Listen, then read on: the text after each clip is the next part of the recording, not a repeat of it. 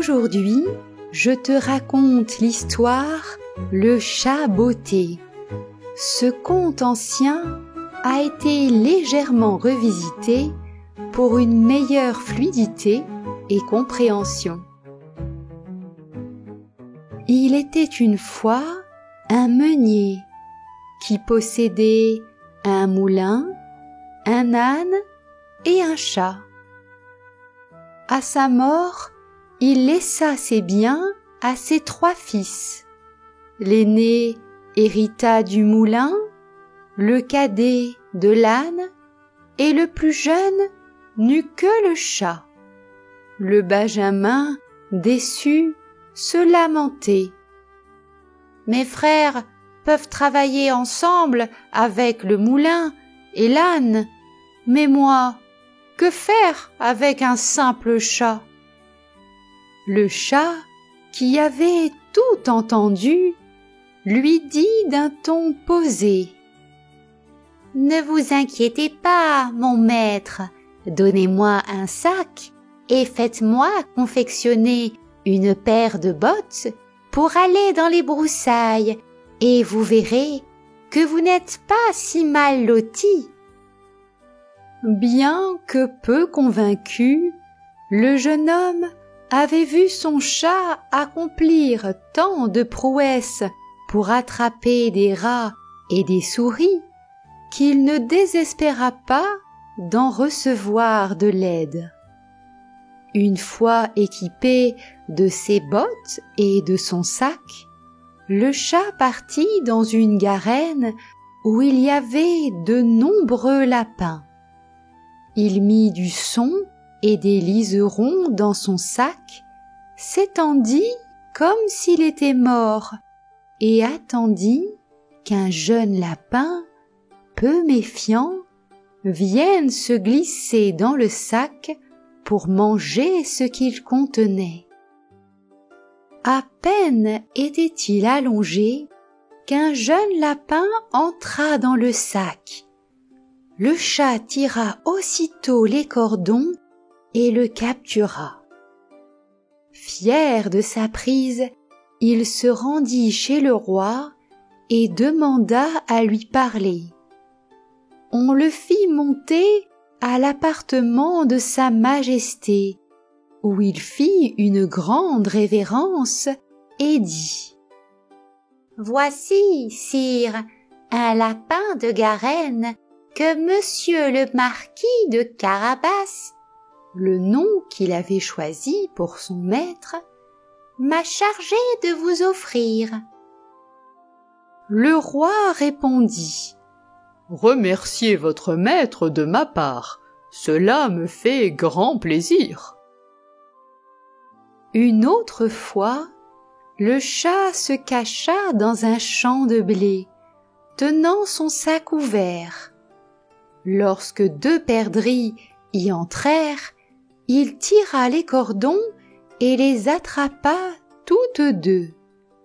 Il alla ensuite les présenter au roi, comme il l'avait fait avec le lapin.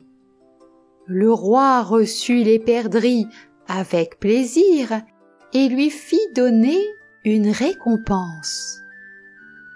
Le chat continua ainsi pendant 2 ou 3 mois à porter de temps en temps au roi du gibier de la chasse de son maître. Un jour, sachant que le roi devait se promener au bord de la rivière, le chat dit à son maître « Si vous suivez mon conseil, votre fortune est faite. Allez vous baigner à l'endroit que je vous indiquerai, puis laissez-moi faire. » Le marquis de Carabas fit ce que son chat lui conseillait, sans savoir à quoi cela servirait. Pendant qu'il se baignait, le roi passa par là, et le chat se mit à crier de toutes ses forces. « Au secours! Au secours! Voilà monsieur le marquis de Carabas qui se noie !» À ce cri, le roi fit arrêter son carrosse, reconnut le chat qui lui avait apporté tant de gibier et ordonna à ses gardes d'aller vite au secours de l'homme. Pendant qu'on retirait le marquis de la rivière, le chat s'approcha du carrosse et dit au roi que pendant que son maître se baignait, des voleurs étaient venus et avaient emporté ses vêtements, malgré ses cris. En réalité, le chat les avait cachés sous une grosse pierre. Le roi ordonna aussitôt à ses officiers d'aller chercher un de ses plus beaux habits pour monsieur le marquis de Carabas. Le roi lui fit 1000 politesses, et comme les beaux habits qu'on venait de lui donner mettaient en valeur sa bonne mine, car il était beau et bien fait, la fille du roi le trouva fort à son goût. Le roi voulut qu'il montât dans son carrosse et qu'il fût de la promenade. Le chat, ravi de voir que son plan commençait à réussir, prit les devants. Il rencontra des paysans qui fauchaient un pré et leur dit « Bonnes gens, si vous ne dites au roi que le pré que vous fauchez appartient à monsieur le marquis de Carabas, vous serez tous hachés menus comme chair à pâté. » Le roi ne manqua pas de demander au faucheur à qui était ce pré qu'il fauchait. « C'est à monsieur le marquis de Carabas, » dirent-ils tous ensemble, car la menace du chat leur avait fait peur. « Vous avez là un bel héritage, » dit le roi au marquis de Carabas. « Vous voyez, sire, » répondit le marquis, « c'est un pré qui rapporte abondamment chaque année. » Le chat, qui allait toujours devant, rencontra des moissonneurs et leur dit « Bonnes gens qui moissonnez, si vous ne dites que tous ces blés appartiennent à monsieur le marquis de Carabas, vous serez tous hachés menus comme chair à pâté. » Le roi, qui passa un moment après, voulut savoir à qui appartenaient tous ces blés. « C'est à monsieur le marquis de Carabas, » répondirent les moissonneurs, et le roi s'en réjouit encore avec le marquis. Le chat arriva enfin dans un beau château dont le maître était un ogre, le plus riche qu'on ait jamais vu, car toutes les terres par où le roi était passé dépendaient de ce château. Le chat, qui avait pris soin de s'informer sur cet ogre et ses pouvoirs, demanda à lui parler, disant qu'il n'avait pas voulu passer si près de son château sans avoir l'honneur de lui faire la révérence. L'ogre le reçut aussi poliment que le peut un ogre et le fit asseoir.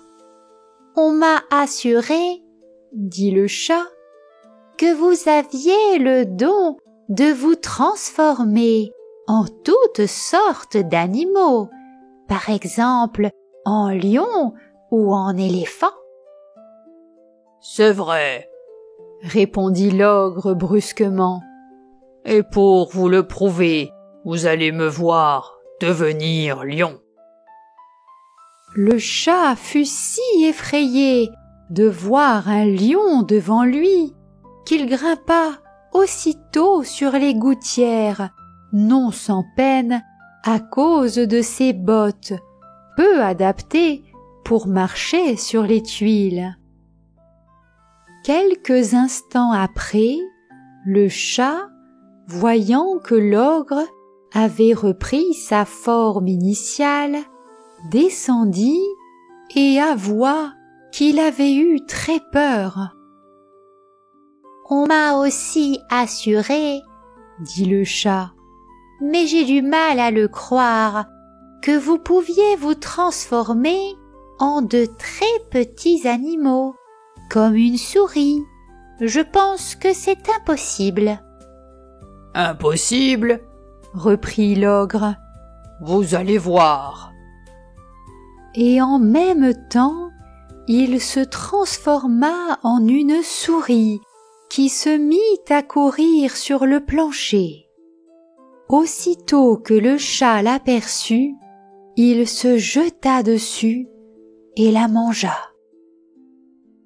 Pendant ce temps, le roi, passant devant le château de l'ogre, voulut y entrer. Le chat, entendant le bruit du carrosse sur le pont-levis, courut au-devant et dit au roi : « Votre Majesté est la bienvenue dans le château de Monsieur le Marquis de Carabas. »« Comment, monsieur le Marquis ?» s'écria le roi. « Ce château est encore à vous ? Il n'y a rien de plus beau que cette cour et tous ces bâtiments qui l'entourent. Voyons l'intérieur, s'il vous plaît. » Le marquis et le roi, qui montaient le premier, entrèrent dans une grande salle où ils trouvèrent une magnifique collation que l'ogre avait fait préparer pour ses amis, qui devaient venir le voir ce jour même, mais qui n'avaient pas osé entrer, sachant que le roi y était. Le roi, charmé des qualités de Monsieur le Marquis de Carabas et voyant les grands biens qu'il possédait, lui dit, après avoir bu plusieurs coupes : « Il ne tient qu'à vous, monsieur le Marquis, de devenir mon gendre. » Le marquis, faisant de grandes révérences, accepta l'honneur que lui faisait le roi, et dès le même jour, il épousa la princesse. Le chat devint un grand seigneur et ne courut plus après les souris que pour se divertir.